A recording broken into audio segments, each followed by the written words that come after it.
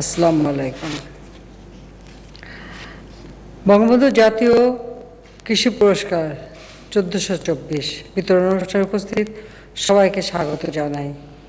এই অনুষ্ঠানে ডিজিটাল প্ল্যাটফর্মে উপস্থিত হতে পেরে আমি সত্যি আনন্দিত। আমি জাতির পিতা বঙ্গবন্ধু শেখ মুজিবুর রহমান যে কথা বলেছিলেন তার কোট করে আমি শুরু করছি। তিনি বলেছিলেন, কোট, গরিব কৃষক ও শ্রমিকের মুখে যতদিন হাসি না ফুটবে ততদিন আমার মনে শান্তি নাই। এই স্বাধীনতা আমার কাছে তখনই প্রকৃত স্বাধীনতা হয়ে উঠবে যেদিন বাংলাদেশের কৃষক, মজুর ও দুঃখী মানুষের সকল দুঃখের অবসান হবে। আনকোট।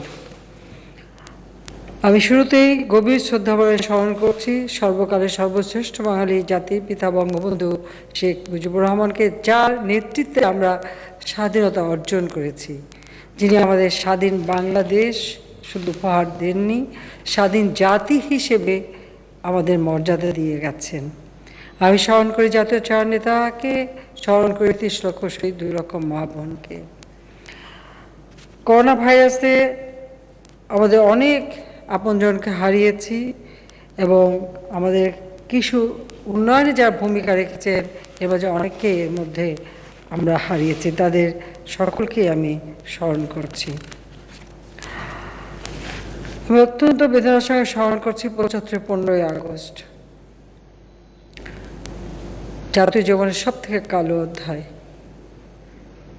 সেই দিন রাষ্ট্রপতি জাতির পিতা বঙ্গবন্ধু শেখ মুজিবুর রহমানকেই শুধু হত্যা করেনি, সে একই সাথে হত্যা করেছে আমার মা বেগম ফজিলাতুন্নেছা মুজিবকে, আমার ছোট ভাই মুক্তিযোদ্ধা ক্যাপ্টেন শেখ কামাল, লেফটেন্যান্ট শেখ জামাল এবং ছোট 10 বছরের ভাই শেখ রাসেলকে, কামাল জামালের নবপরিণীত বধূ সুলতানা ও রোজিকে এবং আমার একমাত্র চাচা মুক্তিযোদ্ধা শেখ আবু নাসের।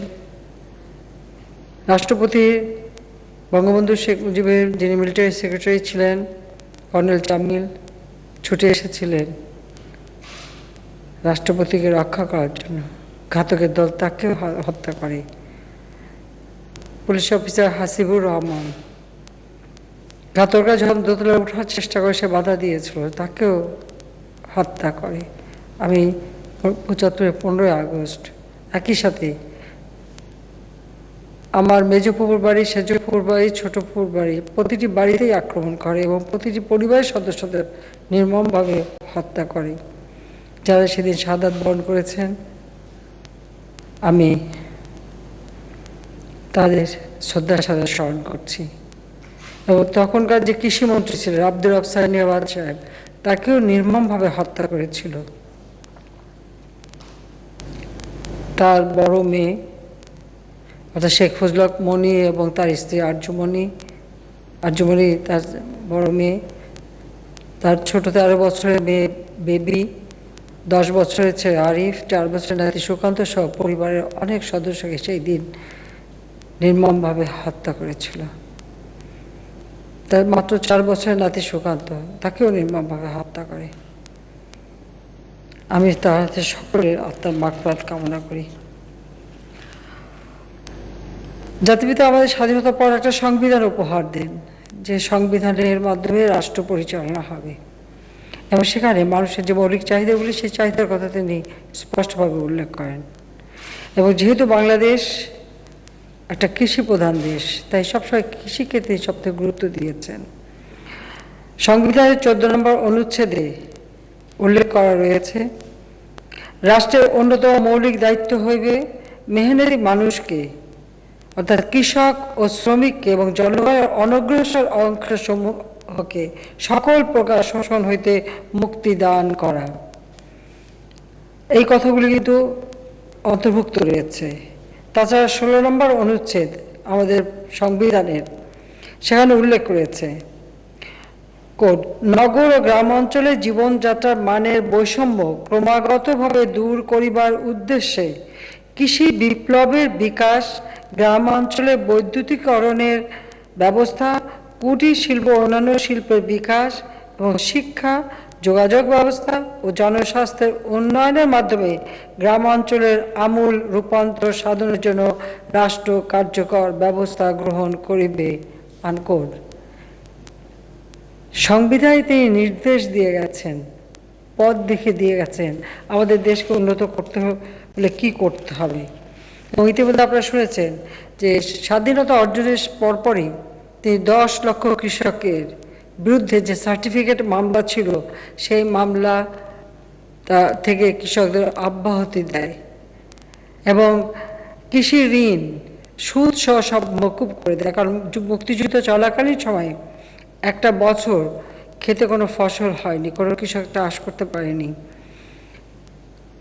যদিও আমাদের খাদ্যগুলো সম্পূর্ণ শূন্যই ছিল, একটা যুদ্ধ বিধ্বস্ত ধ্বংসস্তূপের উপর দাঁড়িয়ে তিনি যাত্রা শুরু করেছিলেন।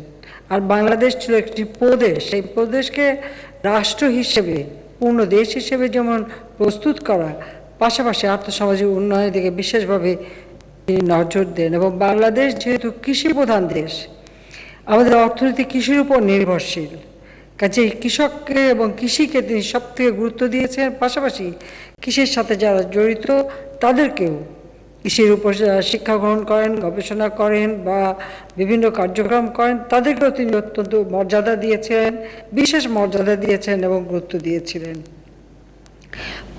তিনি নির্দিষ্ট করে দিয়েছেন যে পরিবার প্রতি 100 বিঘার বেশি খাস জমি রাখতে পারবে না। আর উদ্বৃত্ত জমিগুলি তিনি যারা ভূমিহীন তাদের মাঝে বিতরণ শুরু করেন এবং তিনি প্রথম গ্রাম বাংলার গরিব মানুষ, তাদের জন্য, বিশেষ করে ভূমিহীন গৃহহীন মানুষের জন্য ঘর তৈরি করে দেওয়ার জন্য গুচ্ছ গ্রাম প্রকল্প শুরু করেছিলেন। আব্দুর আফসান নেবাদ সাহেব, যাকে 15 আগস্ট হত্যা করা হলো, তিনি কৃষিমন্ত্রী ছিলেন এবং তিনি এই কাজটার দায়িত্বে ছিলেন। বঙ্গবন্ধু শেখ মুজিব তাকেই দায়িত্ব দিয়েছিলেন। সেই সাথে সাথে তিনি কৃষি গবেষণার উপর গুরুত্ব দেন, কারণ তিনি সবসময় এটা বলতেন যে গবেষণা ছাড়া আমাদের উৎপাদন বাড়ানো যাবে না। তাছাড়া আমাদের এই দেশটায় ভূমির পরিমাণ কিন্তু কম, ভৌগোলিক সীমারেখা আমাদের সীমাবদ্ধ আছে, কিন্তু জনসংখ্যা আমাদের বেশি। সেদিকে মাথায় রেখে তিনি কৃষিকে যান্ত্রিকীকরণ, আধুনিকায়ন করবার ব্যবস্থা নিয়েছিলেন এবং সেটাই ছিল তার সবথেকে বড় লক্ষ্য, যে উৎপাদন আমাদের দ্বিগুণের বেশি বাড়াতে হবে এবং প্রতিটি মানুষের অন্নের ব্যবস্থা করতে হবে, মানুষকে সুন্দরভাবে বাঁচতে দিতে হবে। এবং তিনি ভাবতেন যে যদি গবেষণা না হয় তাহলে অধিক ফসল উৎপাদন করা যাবে না, তাই গবেষণার উপর তিনি সব থেকে গুরুত্ব দেন। শুধু তাই না, তিনি কৃষিবিদদের চাকরি প্রথম শ্রেণীতে উন্নীত করে দিয়েছিলেন এবং রাষ্ট্রপতি কৃষি উন্নয়ন পদকও প্রবর্তন করেন। আমাদের দেশে প্রাকৃতিক দুর্যোগ লেগেই থাকে, সেই জন্য খাদ্য মজুদ রাখা এবং বিভিন্ন এলাকা ভিত্তিক খাদ্য উৎপাদন হলে সেই খাদ্য সংরক্ষণ করার ব্যবস্থা তিনি নেন এবং প্রতিটি এলাকা ভিত্তিতে তিনি খাদ্য গুদাম নির্মাণ করেন এবং তার একটা পরিকল্পনা ছিল। তিনি যেহেতু আমাদের দেশে মাত্র 19টা জেলা ছিল আর মহকুমা ছিল, তিনি প্রত্যেকটা মহকুমাকে জেলায় রূপান্তর করেছিলেন, প্রায় 60টি জেলা করেছিলেন এবং প্রতিটি এলাকায় আলাদা করে খাদ্য গুদাম তৈরি করার পরিকল্পনা নিয়েছেন এবং 100টা খাদ্য গুদামও তিনি নির্মাণ করে দিয়ে যান এবং কৃষি উৎপাদন যাতে বৃদ্ধি পায় তার জন্য তিনি সব ধরনের পদক্ষেপ নেন। এবং আমাদের সংবিধানের 13 অনুচ্ছেদে আমাদের অর্থনৈতিক যে নীতিমালা রয়েছে সেখানে যেমন সরকারি, বেসরকারি এবং তিনি সমবায়কে গুরুত্ব দিয়েছেন এবং সরকারি পরেই দ্বিতীয় স্থানে আছে সমবায়। এটা বিশেষ করে কৃষিক্ষেত্রে যে আমাদের সমবায়ের মাধ্যমে চাষবাস করা, ফসল দ্বিগুণ করা, জমির মালিকানা থাকবে কিন্তু চাষ হবে একসাথে, উৎপাদিত ফসলের একটা বন্টন হবে অগ্রাধিকার ভিত্তিতে। ঠিক সেইভাবে তিনি একটা পরিকল্পনা নিয়েছিলেন যার মাধ্যমে কৃষি উৎপাদন যাতে আরও বৃদ্ধি পায় সেই ব্যবস্থা করা এবং কৃষিকে যান্ত্রিকীকরণ করার জন্য এই পদক্ষেপটা তিনি নেন। অর্থাৎ একবারে বিজ্ঞান ভিত্তিক একটা ব্যবস্থা তিনি নিয়েছিলেন বাংলাদেশকে কৃষিতে স্বয়ংসম্পূর্ণ করার জন্য। দুর্ভাগ্য যে 75-এর 15 আগস্টের পরে সেগুলি কিন্তু একে একে ধ্বংস হয়ে যায়। যেমন আমাদের বীজ গবেষণা প্রতিষ্ঠান বিএডিসি, সেটা কিন্তু একরকম বন্ধ করে দেওয়ার সিদ্ধান্ত নিয়েছিল পরবর্তী সরকারগুলি। আমাদের টিসিবি সেটা বন্ধ করে দেওয়ার পরিকল্পনা নিয়েছিল। ঠিক এভাবে ন্যায্য মূল্যের দোকান কসকো সেটাও তো বন্ধই করে দেওয়া হয়েছে। ঠিক এভাবে জনগণের সাধারণ মানুষের জন্য যে সমস্ত পদক্ষেপ নিয়েছিলেন ৭৫ পরবর্তী যারা একের পর এক সরকার আসে তারা একে একে সবই ধ্বংস করে দেয়। এবং শুধু তাই না, কৃষি উপকরণ যাতে কৃষকের কাছে সহজলভ্য হয় তার ব্যবস্থাটা জাতিপিতা করে দিয়েছিলেন। কিন্তু আমাদের দুর্ভাগ্য যে এই বাংলাদেশে আমরা দেখেছি ৯১ সালে বিএনপি যখন সরকারে আসে কৃষকরা সারের জন্য আন্দোলন করেছিল, ১৮ জন কৃষককে গুলি করে হত্যা করেছিল, কৃষক সার পায়নি, পেয়েছিল গুলি। তখন আমরা বলেছিলাম যে আমরা আওয়ামী লীগ যদি সরকারে আসে, আওয়ামী লীগ সরকারে আসলে কৃষককে সারের জন্য গুলি খাওয়া তো দূরের কথা, সারের জন্য দুয়ারে দুয়ারে ঘুরতে হবে না, সার প্রত্যেক কৃষকের ঘরে পৌঁছে যাবে। আমরা সেই মোতাবেকই ব্যবস্থা নিই এবং সেই সময় আমরা স্লোগান তুলেছিলাম যে কৃষক বাঁচাও দেশ বাঁচাও, এই স্লোগান নিয়ে যে ওইভাবে কৃষকদের পাখির মতো গুলি করে হত্যা করেছিল খালেদা জিয়া সরকার। যে আমাদের লক্ষ্য ছিল যে বাংলার মানুষের গণতান্ত্রিক অধিকার ফিরিয়ে দেওয়া, ভোটের অধিকার ফিরিয়ে দেওয়া এবং তাদের খাদ্য নিরাপত্তা দেওয়া। সেজন্য ভোট ও ভাতের অধিকারের আন্দোলন আমরা শুরু করি। আমরা সরকার গঠন করার পরপরই কৃষিকে সবথেকে গুরুত্ব দিয়েছে এবং জাতির পিতার নির্দেশিত পথেই আমরা আমাদের যাত্রা শুরু করি। আমি নতুন কৃষি সম্প্রসারণ নীতি ১৯৯৬ প্রণয়ন করি। কৃষকদের স্বল্পমূল্যে সারের সরবরাহ আমরা নিশ্চিত করি। দেশে প্রথমবারের মতো জাতীয় কৃষি নীতি ১৯৯৯ আমরা প্রণয়ন করি এবং আমাদের বিভিন্ন পরিকল্পনা আমরা নিয়ে কীভাবে খাদ্য ঘাটতি পূরণ করব সেই ব্যবস্থা আমরা নেই। এবং আমরা ৯৮ সালে ভয়াবহ বন্যা হয়, তখন অনেকে বলেছিল বাংলাদেশে ২ কোটি মানুষ না খেয়ে মারা যাবে। আমরা বলেছিলাম একটি মানুষও এই বন্যার জন্য না খেয়ে মারা যাবে না, আল্লাহর রহমতে আমরা সেটা মোকাবেলা করেছিলাম। পাশাপাশি যেহেতু দীর্ঘ সময় বন্যায় ক্ষেতের ফসল সব কিছু নষ্ট হয়ে গিয়েছিল, কিন্তু পানি নামার সাথে সাথে আমরা সার বীজ কৃষকদের হাতে পৌঁছে দিই। বীজতলা উঁচু জায়গায় তৈরি করে আমরা এয়ারফোর্সের হেলিকপ্টারে করে বিভিন্ন প্রত্যন্ত অঞ্চলে সেই বীজতলা আমরা অর্থাৎ ধানের চারা আমরা পৌঁছে দিই কৃষকদের হাতে এবং সব ধরনের সুযোগ দিই। আমরা সেই ৯৮ সালে বাংলাদেশ প্রথম খাদ্যে স্বয়ংসম্পূর্ণতা অর্জন করে। পার্লামেন্টে যখন আমরা ঘোষণা দিই যে আজকে বাংলাদেশ খাদ্যে স্বয়ংসম্পূর্ণ, বিএনপির থেকে তখন প্রতিবাদ করে, তারা বলে স্বয়ংসম্পূর্ণ হওয়া ভালো না। বিএনপির কথাই ছিল খাদ্যে স্বয়ংসম্পূর্ণ হওয়া ভালো না, কেন? বিদেশ থেকে সাহায্য পাওয়া যাবে না, অর্থাৎ সারা জীবন বাংলাদেশ অন্যের কাছে হাত পেতে চলবে, ভিক্ষা করে চলবে। জাতির পিতা বঙ্গবন্ধু শেখ মুজিবুর রহমান একটা কথা বলতেন যে ভিক্ষুক জাতির ইজ্জত থাকে না, আমরা ভিক্ষুক জাতি হব না। আমাদের মাটি আছে, মানুষ আছে, আমরা ফসল ফলাবো, নিজের পায়ে দাঁড়াবো, নিজের খাবার নিজে জোগাড় করব। আমাদেরও সেই নীতি, কিন্তু ওদের নীতি ছিল একটু ভিন্ন। যাও, আমরা যে কৃষিতে ব্যাপকভাবে উন্নয়ন করেছিলাম, খাদ্যে স্বয়ংসম্পূর্ণতা অর্জন সহ বিভিন্ন পণ্য উৎপাদন এবং গবেষণাকে সব থেকে গুরুত্ব দিই। গবেষণার জন্য আলাদা টাকাও আমরা বরাদ্দ দিয়েছিলাম যাতে গবেষণা আরও ভালোভাবে হয়, কারণ প্রত্যেকটা গবেষণা প্রতিষ্ঠান জাতির পিতা বঙ্গবন্ধু শেখ মুজিবুর রহমানের হাতেই গড়া ছিল, যার ফলে আমাদের কৃষি উৎপাদন বৃদ্ধি পেতে শুরু করে। যেহেতু এত অল্প সময়ের মধ্যে আমরা এভাবে সাফল্য অর্জন করেছি, সেই জন্য বিশ্ব খাদ্য সংস্থা আমাদেরকে, মানে বিশ্ব খাদ্য কৃষি সংস্থা FAO, তারা আমাদেরকে সেরেস পুরস্কার দিয়েছিল যত দ্রুত সময় আমরা এত উন্নতি করতে পেরেছি। দেশে বিদেশেও বাংলাদেশের একটা সুনাম ছড়িয়ে পড়ে। কিন্তু দুর্ভাগ্য যে 2001-এ আমরা সরকারে আসতে পারিনি। সেই সময় দেশের অবস্থাটা কি ছিল আপনারা জানেন। দেশের সময় আবার বাংলাদেশ খাদ্য ঘাটতি দেশ হয়, যে বিদ্যুৎ উৎপাদন বাড়ায় সেটাও কমে যায়, সন্ত্রাস, জঙ্গিবাদ, দুর্নীতি, স্বজনপ্রীতি, তোষামোদি, খুশামোদি সেগুলি হয়ে যায় দেশের নীতি। বাংলাদেশের যে স্বাধীনতার চেতনা সেটা আবারও ভুলুণ্ঠিত হয়। ঠিক ৭৫ 15 আগস্টের পরে যেরকম হয়েছিল একই ধরনের ঘটনা ঘটে। যা হোক, এরপরে 2008-এ নির্বাচন হয়, আমরা 2009 সরকার গঠন করি। 2009 সরকার গঠন করার পর থেকে আমরা আবার গুরুত্ব দেই আমাদের দেশ কৃষি অর্থনীতিকে আরও শক্তিশালী করা। আমাদের দেশ যেহেতু কৃষি নির্ভর দেশ, আমাদের অর্থনীতি মূল মানে কৃষির উপরই নির্ভরশীল, সেই কৃষিকেই আমাদের গুরুত্ব দিতে হবে। আর আমাদের মানুষের মুখের অন্নের ব্যবস্থা করতে হবে। অন্ন না ছাড়া আগে খাদ্য নিরাপত্তা, এটাই হচ্ছে সবথেকে গুরুত্বপূর্ণ। কারণ কথাই বলে যে পেটে খেলে পিঠে সয়। তো সেইভাবে আমরা বিভিন্ন পদক্ষেপ নিই। আজকের বাংলাদেশ, আমাদের এই গবেষণার ফলে আমি সবাইকে ধন্যবাদ জানাই, অভিনন্দন জানাই, এবং আমাদের যারা বিভিন্ন উৎপাদনের সঙ্গে জড়িত, কৃষি উৎপাদনের সঙ্গে জড়িত, তাদের অক্লান্ত পরিশ্রমের ফলে আজকে বাংলাদেশ হচ্ছে বিশ্বে ধান উৎপাদনের তৃতীয়, আম উৎপাদনের মানে সবজি উৎপাদনের দ্বিতীয়, পাট উৎপাদনের দ্বিতীয়, সবজি উৎপাদনের তৃতীয়, চা উৎপাদনের চতুর্থ, আলু আম উৎপাদনের সপ্তম স্থান আমরা অর্জন করতে সক্ষম হয়েছি। আমরা কৃষকদেরকে আমরা অনেক বেশি মূল্য দিয়ে সার ক্রয় করি বা উৎপাদন করি, কিন্তু আমরা কৃষকদেরকে ভর্তুকি দিই। কৃষকদেরকে ভর্তুকি দিয়ে আমরা সারের দাম কমিয়ে, যেমন ইউরিয়া 16 টাকা, টিএসপি 22 টাকা, ডিএপি 16 টাকা ও এমওপি 15 টাকা আমরা ধার্য করে দিয়েছি এবং কৃষকদের হাতে আমরা পৌঁছে দিই।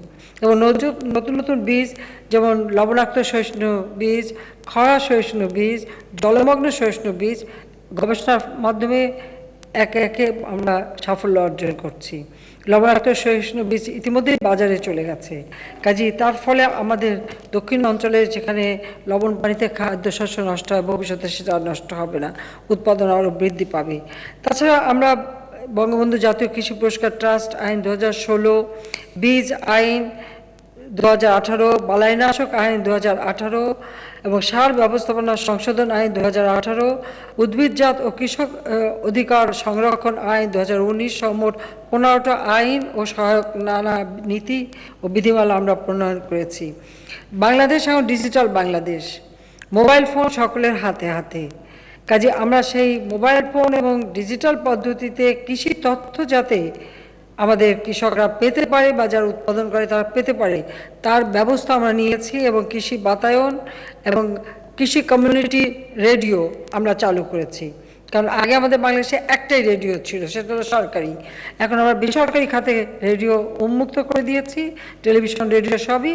এবং সেখানে কৃষির উপর যে অনুষ্ঠান হয় এবং কৃষকদের মাঠে যে কোনো একটা তথ্য প্রয়োজন হলে তারা কৃষি বাতায়ন থেকে সংগ্রহ করতে পারে, মোবাইল ফোনের মাধ্যমে সংগ্রহ করতে পারে, সেই ব্যবস্থাও আমরা দিচ্ছি। সেই তথ্য সেবাটা আমার দেশের কৃষক পাচ্ছে এখন। আমাদের যারা কৃষক কিষানি ভাই বোনেরা, তাদেরকে আমার আন্তরিক অভিনন্দন জানাচ্ছি যে আমরা কৃষি ও পল্লী উন্নয়ন খাতে ব্যাপক বরাদ্দ দিচ্ছি। আর তাছাড়া এখন তো করোনা ভাইরাসের যুগ, যেমন কৃষকদেরকে আমরা প্রথমে সুযোগ করে দিয়েছি, যেমন মাত্র 10 টাকায় একজন কৃষক ব্যাংক অ্যাকাউন্ট খুলতে পারে, সেই সুযোগটা আমরা সৃষ্টি করি। এবং এটা প্রথম আমরা শুরু করি কিন্তু বাংলাদেশের সবথেকে মঙ্গাপীড়িত এলাকা ছিল কুড়িগ্রাম। তো সেখান থেকেই আমরা এই 10 টাকায় কৃষককে ব্যাংক অ্যাকাউন্ট খোলার সুযোগটা করে দিই। এবং সেই সাথে সাথে কৃষি উপকরণের যে টাকাগুলি সেটা তাদের কাছে সরাসরি যাতে ব্যাংক অ্যাকাউন্টে চলে যায়, সেই ব্যবস্থাটাও আমরা করেছি।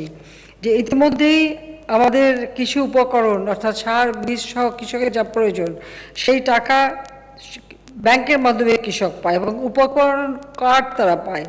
প্রায় 2,05,99,869 জন কৃষককে ব্যাংক অ্যাকাউন্টের মাধ্যমে 413.46 কোটি টাকার পণ্যদান সরাসরি তাদের হাতে আমরা পৌঁছে দিয়েছি। কারণ এই সময় আরও যেহেতু করোনার সময় দুরবস্থা, সেই জন্য আমরা এটার উপরে গুরুত্ব দিচ্ছি। আমরা যে বিদ্যুৎ সরবরাহ করি সেখানে প্রায় 20% আমরা বিদ্যুতে ভর্তুকি দিচ্ছি কৃষকদের জন্য।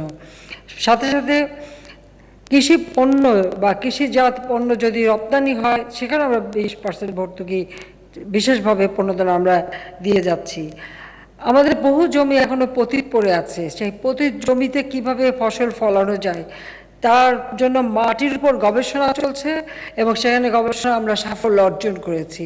বিভিন্ন চরাঞ্চল, বিশেষ করে শীতের সময় সমস্ত চর এলাকা বা অন্যান্য পতিত জায়গা, সেখানকার মাটি গবেষণা করে আমাদের গবেষকরা সেটা আবিষ্কার করেছে এবং সেখানে নানা ধরনের ফসল উৎপাদন হচ্ছে। কাজে যে সমস্ত এলাকায় একসময় কোনো ফসলই হতো না, এবং সে সমস্ত এলাকায় সে সমস্ত ফসল হচ্ছে। কোথাও সবজি হচ্ছে, কোথাও বাদাম হচ্ছে, তরমুজ হচ্ছে এবং অন্যান্য ধরনের ফল এবং তরি তরকারি হচ্ছে, ফসল হচ্ছে। এরকম বিভিন্ন জিনিস, ভুট্টো চাষ শুরু আমরা করি বাংলাদেশে, আমাদের গম চাষ সম্প্রসারণ করি। সব কিছুর উপর একটা গবেষণা এবং গম গবেষণা প্রতিষ্ঠান আমরা গড়ে তুলেছি, চিংড়ি গবেষণা প্রতিষ্ঠান আমরা গড়ে তুলেছি। সাথে সাথে সেগুলি যেন যথেষ্টভাবে ব্যবহার হতে পারে তার ব্যবস্থা আমরা করে দিয়েছি। ইতিমধ্যে এই প্রতি জমি প্রায় ৮০,০০০ হেক্টর অতিরিক্ত জমি চাষাবাদের আওতায় নিয়ে আসতে আমরা সক্ষম হয়েছি। ৮,৮০,০০০ কৃষকের সবজি পুষ্টি বাগান ও শস্য বহুমুখীকরণের প্রশিক্ষণ দেওয়া হচ্ছে, যাতে তাদের পুষ্টিটা নিশ্চিত হয়। খালি খাদ্য নিরাপত্তা করলে হবে না, পুষ্টিটাও দিতে হবে, সেদিকে আমরা বিশেষ দৃষ্টি দিচ্ছি। আমরা কৃষি, খাদ্য নিরাপত্তা, পুষ্টি অর্জনের ৬টি থিমেটিক এরিয়াতে কাজ করে যাচ্ছে, যেমন ১ কৃষি গবেষণা উন্নয়ন, ২ কৃষি উপকরণ সরবরাহ, ৩ কৃষি সম্প্রসারণ, ৪ সেচ কাজে পানির সাশ্রয়ী ব্যবহার, জলবায়ুর পরিবর্তনজনিত প্রভাব মোকাবেলা, এবং ৬ প্রাতিষ্ঠানিক সক্ষমতা বৃদ্ধি ও মানব সম্পদ উন্নয়ন। এবং সেচ কাজে আমরা এখন বিদ্যুৎ যেমন দিচ্ছি, পাশাপাশি সোলার প্যানেলের মাধ্যমে যাতে সেচ কাজ চলে তার জন্য ব্যবস্থা নিচ্ছি, যাতে আরও কৃষকজন আরও উৎসাহিত হতে পারে। কীটনাশক মুক্ত শাকসবজির যোগান দিতে ৪১টি জেলায় কৃষকের বাজার চালু করা হয়েছে। কারণ আমরা যদি বিদেশে রপ্তানি করতে চাই, তাদের কতগুলি নিয়ম আছে, কিছু বাধ্যবাধকতা আছে আন্তর্জাতিক আইনে। আমরা সেইগুলি মেনে নিয়ে আমরা যে উৎপাদন বাড়িয়ে রপ্তানি করতে পারি তার ব্যবস্থা আমরা নিয়েছি। এবং শেরপুরে একটা ফাইটোস্যানিটারি প্রতিষ্ঠান স্থাপন করা আছে, যেখানে রপ্তানিমুখী কৃষি পণ্যে মান নিয়ন্ত্রণে গুরুত্বপূর্ণ ভূমিকা রাখছে।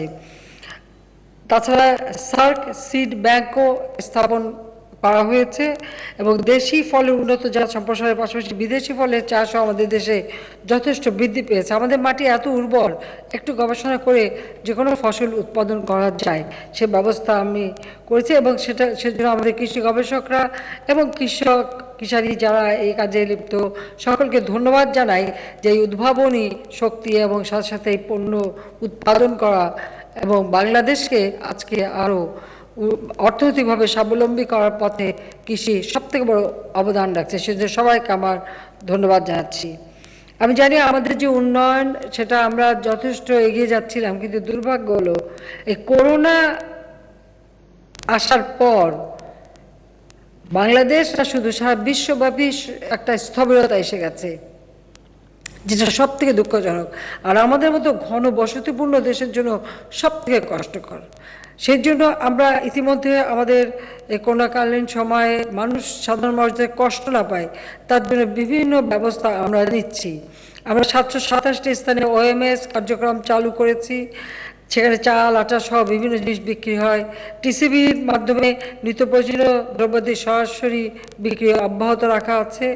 তাছাড়া আমরা আমাদের দেশে খাদ্য নিরাপত্তা নিশ্চিত করবার জন্য এবং দুর্যোগকালীন সময়ে যা খাদ্যশস্য যাতে নষ্ট না হয় তার জন্য ছোট ছোট গৃহ সাইলো কৃষকের হাতে পৌঁছে দেওয়া হয়েছে। নানাভাবে আমরা এভাবে ব্যবস্থা নিচ্ছি যাতে আমাদের দেশটা এগিয়ে যায়। আর তাছাড়া বাংলাদেশের একটা বদ্বীপ, যে বদ্বীপটা বসবাস করা মানুষ তার জন্য ভবিষ্যৎ প্রজন্ম সহ যেন নিরাপদ থাকে সেদিকে লক্ষ্য রেখে 2100 সালে পর্যন্ত বদ্বীপ 2100 সালে আমরা এই ধরনের একটা প্রকল্প নিয়েছি, যার মাধ্যমে এই দেশের উৎপাদন অব্যাহত থাকবে, অর্থনৈতিকভাবে শক্তিশালী হবে, উন্নয়ন অব্যাহত থাকবে, প্রজন্মের পর প্রজন্ম উন্নত জীবন পাবে, সুন্দরভাবে বাঁচবে, সেই পরিকল্পনা নিয়ে সেটাও আমরা বাস্তবায়ন শুরু করেছি। জাতির পিতা এই দেশ স্বাধীন করে গেছেন। আজকে আমরা যেমন জাতির পিতা বঙ্গবন্ধু শেখ মুজিবুর রহমানের জন্মশতবার্ষিকী উদযাপন করছি, পাশাপাশি আমরা স্বাধীনতার সুবর্ণ জয়ন্তী উদযাপন করছি। এই স্বাধীনতার সুবর্ণ জয়ন্তী আর জাতির পিতার জন্মশতবার্ষিকী, সেখানেই আমাদের লক্ষ্য ছিল যে আমরা যখন 2008 সালে আমাদের নির্বাচনী ইশতেহারে দিয়েছিলাম দিন বদলের সনদ, কাজে তার পরবর্তীতে আমাদের যে লক্ষ্য যে আমাদের উন্নয়নের মহাসড়কে বাংলাদেশ তার অগ্রযাত্রা শুরু করবে। সেদিকে লক্ষ্য রেখেই আমরা বিভিন্ন পরিকল্পনা নিয়ে সুপরিকল্পিতভাবে এগিয়ে যাচ্ছি, যার ফলে আমরা অর্থনৈতিকভাবে যথেষ্ট সাফল্য অর্জন করেছে। আজকে বাংলাদেশ, যে বাংলাদেশকে যুদ্ধবিধ্বস্ত দেশ হিসেবে গড়ে রেখে জাতির পিতা স্বল্পোন্নত দেশের মর্যাদা দিয়ে গিয়েছিলেন, তারই পদাঙ্ক অনুসরণ করে আজকে আমরা উন্নয়নশীল দেশের মর্যাদা পেয়েছি। আমাদেরকে এটা ধরে রাখতে হবে। আজকে ডিজিটাল যুগ আমরা চালু করেছি। ডিজিটাল পদ্ধতির ফলে যে আপনাদের সাথে কথা বলতে পারছি, কৃষকরা তাদের তথ্য নিতে পারছে, সমস্ত কাজগুলি সহজ হয়ে যাচ্ছে। আর বাংলাদেশ একটা আমি বলবো উন্নয়নের দিকে এগিয়ে যাচ্ছে। করোনাকালীন সময় আমরা প্রায় 23টা প্রণোদনা দিয়েছিলাম, তাতে 1,28,441 কোটি টাকার প্রণোদনা আমরা দিয়েছি। আমাদের এই মহামারী মোকাবেলা করেও আমাদের প্রবৃদ্ধি আমরা অর্জন, যদিও আমাদের যেটা লক্ষ্য ছিল না করতে পারলেও আমরা অন্তত ধরে রাখতে সক্ষম হয়েছি। আমরা সমগ্র দেশের মানুষকে বিভিন্নভাবে সহায়তা দিয়েছি। প্রায় 5 কোটির উপর মানুষ আমাদের সহায়তা পেয়েছেন। এখন আবার তার দ্বিতীয় ঢেউ শুরু হয়েছে। কাজে এই ক্ষেত্রে আমি সবাইকে অনুরোধ করব যে আপনারা, যেহেতু করোনা আবার মানুষ আক্রান্ত হচ্ছে ব্যাপক হারে, মৃতের সংখ্যা বেড়ে গেছে, কাজে সবাই একটু সাবধানে থাকবেন, নিজেকে নিরাপদে রাখবেন, নিজের পরিবারকে নিরাপদে রাখবেন, স্বাস্থ্য বিধিমালাগুলি মেনে চলবেন, নিজেকে সুরক্ষিত রাখবেন, সেটা আমার বিশেষভাবে অনুরোধ। আমরা এটুকু বলবো যে এই অবস্থা আমরা মোকাবেলা করতে পারবো ইনশাআল্লাহ, এই বিশ্বাস আমাদের আছে। কিন্তু এই ক্ষেত্রে আপনাদের সকলের সহযোগিতা আমরা চাই। আমরা কৃষিখাতে অভূতপূর্ব উন্নয়নের জন্য আমাদের চাষি ভাই বোনেরা যেমন কৃতিত্ব পাওয়ার দাবিদার, তেমনি আমাদের কৃষি বিজ্ঞানী, সম্প্রসারণ কর্মীরাও সমান কৃতিত্বের অধিকারী। 1424 বঙ্গাব্দে কৃষি গবেষণা, সম্প্রসারণ, কৃষিতে নারীর অবদান, বাণিজ্যিক খামার স্থাপন, কৃষি উন্নয়নের প্রকাশনা ও প্রচারণা, পরিবেশ বান্ধব প্রযুক্তি উদ্ভাবন, ব্যবহার, বাণিজ্যিক ভিত্তিক বনায়নের অবদান, উচ্চমানসম্পন্ন বীজ উৎপাদন, সংরক্ষণ, বিতরণ, নার্সারি স্থাপন ইত্যাদি ক্যাটাগরিতে আজকে যে 32 জন পুরস্কার পেলেন, আমি আপনাদের সবাইকে আন্তরিক ধন্যবাদ জানাই, অভিনন্দন জানাই যে আপনারা বঙ্গবন্ধু জাতীয় কৃষি পুরস্কার পেয়েছেন। স্বাধীনতার সুবর্ণ জয়ন্তীতে ও মুজিব বর্ষে যারা পুরস্কৃত হলেন তাদেরকে আমি বলবো যে এইভাবে বারবার যেন আপনারা আরও পুরস্কার পান, আরও অধিক সংখ্যক লোক পুরস্কার পান এবং এটা যেন অব্যাহত থাকে, সেভাবে সবাইকেই শিক্ষা দিবেন। এবং আপনারা দেখেছেন যে কোনো কাজকে আমরা ছোট করে দেখি না। যখন ধান কাটার লোক পাওয়া যাচ্ছে না, আমি যখন আমাদের ছাত্রলীগের ছেলেদের আহ্বান করলাম, আমার সংগঠন বাংলাদেশ আওয়ামী লীগ এবং আমাদের সকল সহযোগী সংগঠন, তারা কিন্তু সকলকে আহ্বান করার সাথে সাথে তারা কৃষকের সাথে মাঠে নেমে ধান কেটে বাড়ি পর্যন্ত পৌঁছে দিল। কাজে আমি মনে করি যে এই মানসিকতাটাই আমাদের জন্য দরকার, সব কাজকে সম্মানজনকভাবে দেখা এবং সেই কাজে সকলকে সম্পৃক্ত হওয়া, তবেই দেশ এগিয়ে যাবে, তবেই আমার দেশ আরও উন্নত হবে এবং আমরাও এগিয়ে যেতে পারবো। জাতির পিতা আমাদেরকে পথ দেখিয়ে গেছেন।